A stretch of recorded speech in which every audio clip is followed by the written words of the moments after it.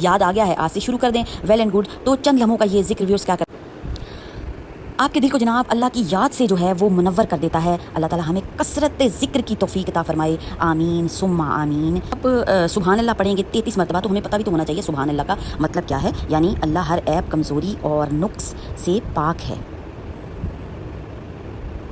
الحمدللہ، تمام تعریفیں اللہ کے لیے ہیں،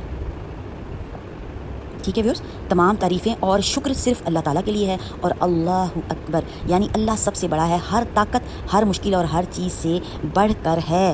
تو جسمانی اور ذہنی قوت میں اضافہ ہونے والا ہے، تھکن اور پریشانی دور ہونے والی ہے۔ دن بھر کی مشقت کے بعد یہ تسبیح دل اور دماغ کو سکون دیتی ہے اور بے چینی کم کر دے گی۔ تو اور کیا چاہیے ویورز، جب ہمیں کچھ خرچہ کیے بغیر ہمیں جو ہے وہ دل اور دماغ کا سکون مل جائے تو پھر اور کیا چاہیے۔ اور اللہ کی یاد سے تو دل مطمئن ہوتا ہی ہے۔ تو قرآن کریم میں اللہ تعالیٰ فرماتے ہیں نا ویورز، جیسے کہ آپ سب کو معلوم ہے کہ خبردار، اللہ کے ذکر ہی سے دلوں کو اطمینان حاصل ہوتا ہے۔